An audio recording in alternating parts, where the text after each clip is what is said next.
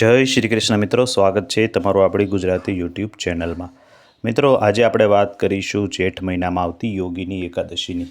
મિત્રો, યોગીની એકાદશીની તિથિની વાત કરીએ તો એકાદશીની તિથિ 9 જુલાઈના રોજ સાંજે 7:46 શરૂ થાય છે અને 10 જુલાઈના રોજ સાંજે 4:52 સમાપ્ત થાય છે।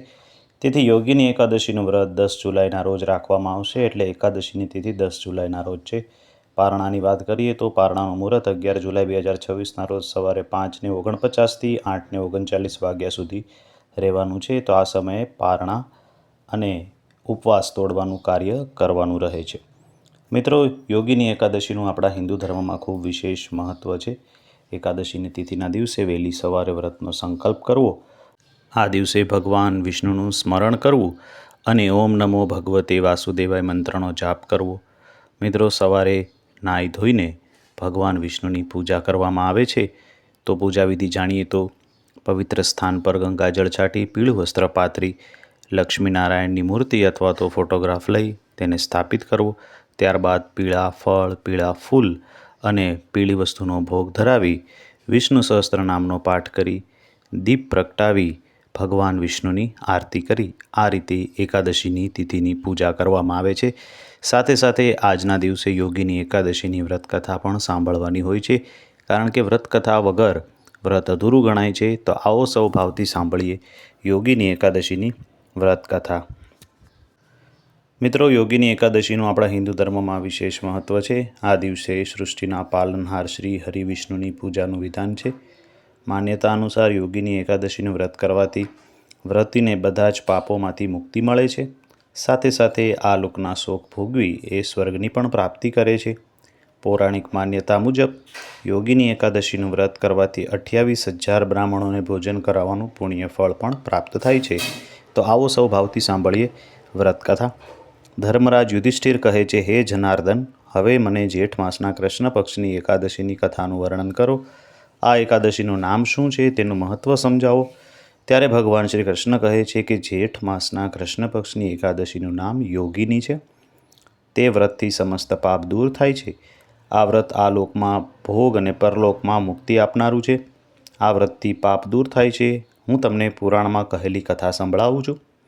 અલકાપુરી નામના નગરમાં કુબેર નામનો રાજા હતો। તે શિવભક્ત હતો। તેમની પૂજા કરવા તે હેમમાલી પાસે પુષ્પ લાવતો। તેને વિશાલાક્ષી નામની સુંદર સ્ત્રી હતી। એક દિવસ તે માનસરોવરમાંથી પુષ્પ લઈ આવ્યો, પરંતુ કામાસક્ત થવાને કારણે પુષ્પોને રાખીને તે પોતાની સ્ત્રી સાથે રમણ કરવા લાગ્યો અને બપોર સુધી પુષ્પ આપવા ન ગયો। જ્યારે રાજા કુબેર તેની રાહ જોતા જોતા બપોર થઈ ગઈ એટલે ક્રોધપૂર્વક સેવકોને આજ્ઞા કરે છે કે જાઓ, હેમમાલી પુષ્પ લઈને કેમ નથી આવવો, જુઓ જરા। ત્યારે યક્ષોએ આવીને જાણ કરી કે હે રાજન, હેમમાલી તો પોતાની સ્ત્રી સાથે રમણ કરી રહ્યો છે। યક્ષોની આ વાત સાંભળી કુબેરે હેમમાલીને બોલાવવાની આજ્ઞા આપી। હેમમાલી રાજા કુબેર સમક્ષ ડરથી કાંપતો ઉપસ્થિત થયો। તેને જોઈને રાજા કુબેરને અત્યંત ક્રોધ આવ્યો અને તેના હોઠ ફફડવા લાગ્યા અને કહ્યું, હે પાપી, હે મહાનીચ, તે મારા પરમ પૂજનીય ઈશ્વર શિવજીનો અનાદર કર્યો છે। હું તને શાપ આપું છું કે સ્ત્રી સંયોગ અને સ્ત્રીનો વિયોગ તું ભોગવીશ અને મૃત્યુલોકમાં જઈને તું કોઢી થઈશ।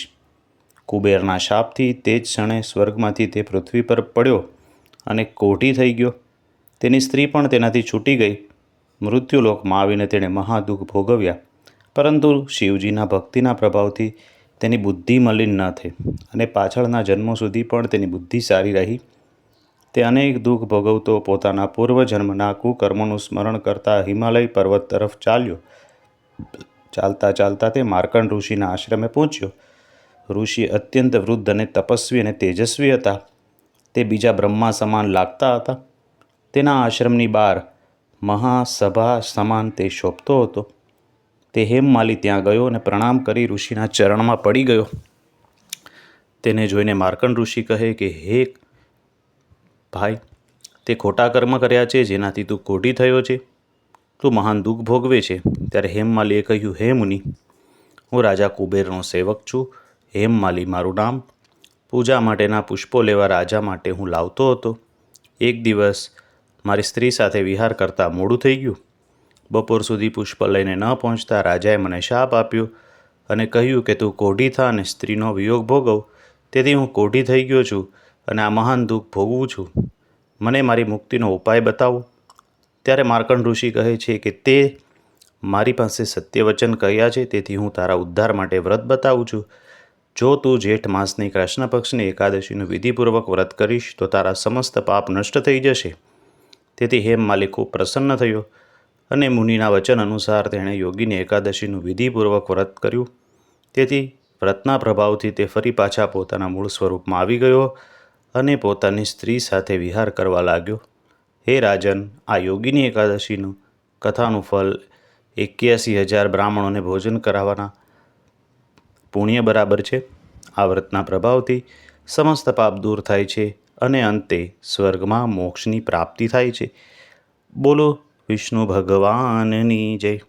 તો મિત્રો, આ હતી યોગીની એકાદશીની વ્રત કથા. આજનો દિવસ એ ખૂબ પવિત્ર અને સારો દિવસ છે. આપ સૌને યોગીની એકાદશીની હાર્દિક શુભેચ્છા સાથે આ વિડીયોને આપણે અહીંયા પૂર્ણ કરીએ છીએ. આપ સૌને અમારી ચેનલના જય શ્રી કૃષ્ણ.